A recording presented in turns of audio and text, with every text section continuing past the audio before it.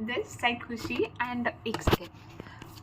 हाँ, this side Khushi and welcome back to my channel and I am really very happy to say something कि मेरा finally SPM का set A और set B दोनों निकल गया। मतलब मैंने पूरे इंटायर 20 डेज SPM के झंझट को डेडिकेट किया है एंड ठीक है, वर्थ इट था। चलो निकल तो गया, कम से कम वो बहुत टाइम मेरे पास नहीं था कि मैं और टाइम दे सकूं, क्योंकि अभी अभी मुझे पता चला कि हम 20 अक्टूबर तक दे सकते हैं। नहीं तो मुझे ऐसा लग रहा था कि मुझे रजिस्ट्रेशन से पहले कैसे भी करके SPM निकालना पड़ेगा और SPM नहीं निकला तो फिर मेरा अटेम्प्ट डिले हो जाएगा। तो मेरे दिमाग में वो सब चीज़ें चल रही थी, ठीक है। सो बट हाँ, वो अभी बाद में पता चला कि चलो अक्टूबर तक दे सकते थे ये वो, बट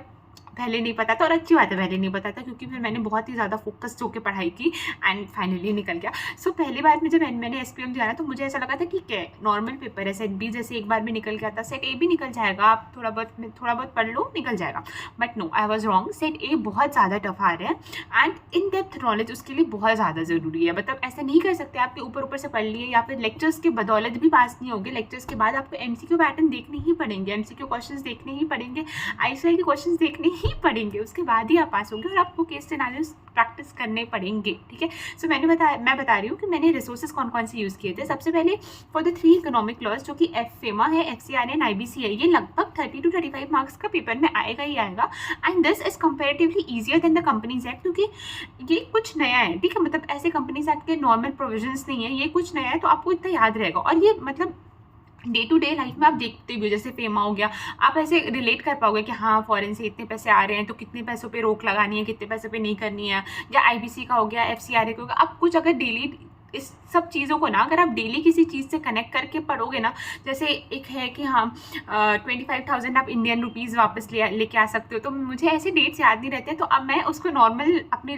रियल लाइफ में कनेक्ट कर करके कुछ याद कर लेती थी। So basically my point is कि ये 3 चैप्टर्स ईजियर हैं कंपेरेटिवली दूसरे कंपनीज एक्ट के प्रोविजन से, और इन 3 चैप्टर्स पे आप ज़्यादा फोकस कर लो और 30 नंबर यहाँ से आएंगे ही आएंगे। और फिर आया सेबी एक्ट बहुत ज़्यादा बड़ा है, बहुत ज़्यादा से। ये हेमंत सोमानी सर के लेक्चर है, इसमें 6 घंटे के अप्रॉक्स लेक्चर है, बट क्योंकि मेरे पास इतना टाइम नहीं था तो मैं वो नहीं कर पाई थी। सेबी एक्ट सेकेंड अटेम्प्ट में भी नहीं कर पाई थी, ऑनेस्टली स्पीकिंग कर लेना चाहिए था बट नहीं कर पाई। सो प्रोफेशनल अड्डा नाम करके एक चैनल है, उन्होंने 23 मिनट्स में सेबी के बहुत सारे जो इंपॉर्टेंट पॉइंट्स हैं, जो कि इंपॉर्टेंट प्रोविजंस है या फिर जो बहुत ज़्यादा जैसे पेनाल्टीज़ है, जो कि आती है, क्योंकि मेरे फर्स्ट अटेम्प्ट में वो आई थी और मैंने फिर मुझे उन्होंने बताया ना तो फिर मुझे याद आया कि हाँ ये क्वेश्चन आए थे, तो फर्स्ट अटेम्प्ट में मैंने नहीं किया था, ठीक है। सो मेरे अटेम्प्ट में ना सेबी के 16 मार्क्स के क्वेश्चन आए थे, सेबी के LODR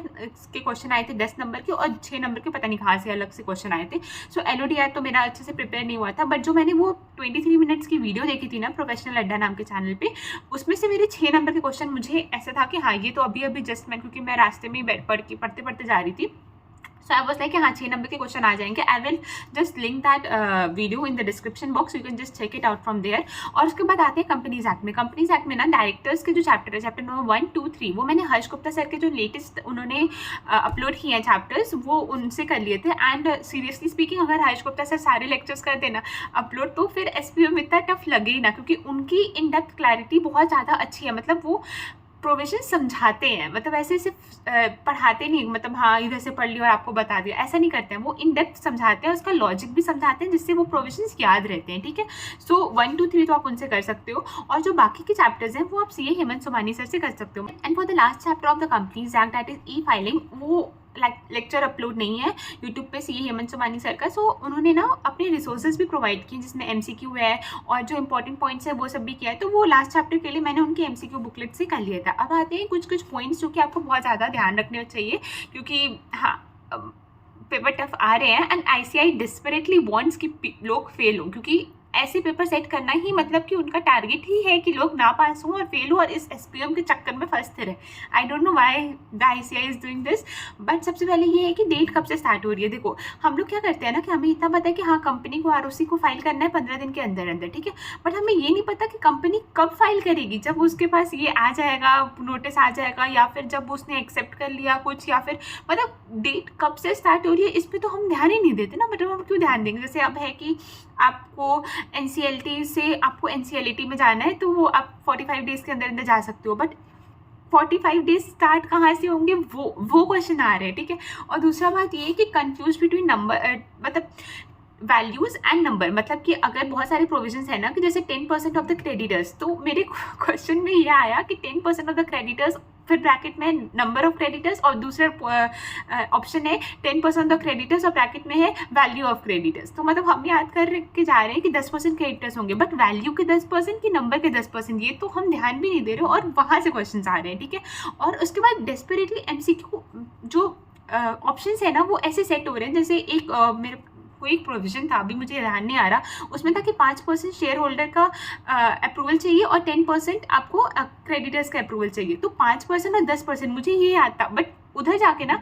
4 ऑप्शन आए हैं, ठीक है, 4 ऑप्शन, और वो 5% और 10% को ही लिया। ऐसा नहीं कि 2% लिया है तो मुझे पता है कि हाँ ये ऑप्शन तो नहीं होगा, ऐसा वो नहीं कर रहे हैं। वो डेस्परेटली ऑप्शन ऐसे बना कि बच्चे और ज़्यादा कंफ्यूज हो, ठीक है। और उस टाइम पे वैसे ही इतना घबराहट होती है, तो उस टाइम पे दिमाग शांत रखना और समझना कि कौन सा ऑप्शन सही है, वो बहुत ज़्यादा डिफिकल्ट टास्क हो जाता है। और उसके बाद हाँ तीसरी पॉइंट ये है कि टाइम की दिक्कत होगी कि नहीं होगी, 3 घंटा एफिशिएंट है कि नहीं है, मतलब सही है कि नहीं है। हाँ 3 घंटे में आप आराम से कर सकते हो, बट हाँ यही ध्यान रखना कि सबसे पहले आप केस स्टडीज मत पढ़ना, आप MCQ अरे क्वेश्चंस पढ़ना,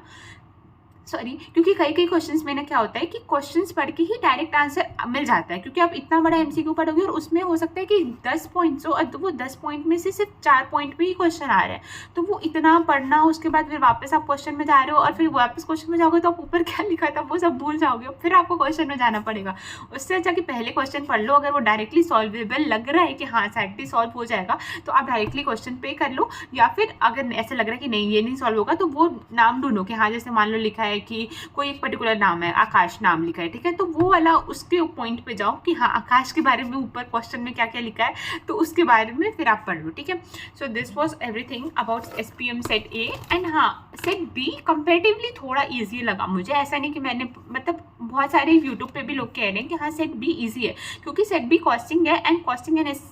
वो है एक और कुछ है साइड में स्ट्रैटेजिक मैनेजमेंट ऐसे करके है। तो सेट भी क्योंकि हमने वो चैप्टर इंटर में भी पढ़ा है एंड उसमें थोड़ा कॉमन सेंस लगाना बन जाता है कि हाँ थोड़ा कॉमन सेंस लग जाता है, ठीक है। और हाँ एक और बात बोल रही कि जो SPM सेट A का है ना, मेरा इस अटेम्प्ट में 10 to 15 मार्क्स के क्वेश्चन सेम थे जो मेरे पुराने अटेम्प्ट में क्वेश्चन थे। तो ये भी है कि अगर आपको कुछ याद आ, अगर आप मान लो आप दूसरी बार दे रहे हो या तीसरी बार दे रहे हो, अगर आपको कुछ याद आ रहा है ना कि हाँ पुराने अटेम्प्ट में ये क्वेश्चन थे, तो आप वापस से वो क्वेश्चन ध्यान करके कैसे भी करके ChatGPT से आंसर पूछ लो या कहीं से ढूंढ लो कि हाँ उसका आंसर क्या था, क्योंकि हो सकता है कि आपके अटेम्प्ट में भी क्वेश्चन रिपीट होके आ जाए, ठीक है। So this was everything about SPM set A and set B का। बस मैं इतना बोल रही कि सुनील सर से मैंने किया था, वही PW क्लासेस थे, और लास्ट में मैंने पूरे मैराथन देख लिया था रिद्धि भगवान मैम का, उनका थ्योरी ही किया था, ज़्यादा प्रैक्टिकल पे उतना फोकस नहीं किया था, थ्योरी किया था एंड हो गया था, क्योंकि ये क्वेश्चन कंपेरेटिवली ईजियर है सेट A से। और सेट A का जितनी जल्दी क्लियर कर सकते हो उतनी जल्दी क्लियर कर लो। और हाँ एक बात और, आई डोंट नो कि किसको ये जानना होगा या नहीं जानना होगा, क्योंकि जब अभी ये ICAI का सर्कुलर आया था ना कि कौन कौन एलिजिबल है रजिस्ट्रेशन करने के लिए, SPM कब देना है कब नहीं, सो उसमें ये लिखा था कि जो बच्चे नवंबर 2023 तक पेपर दे चुके हैं दोनों ग्रुप का, वो SPM set A and set B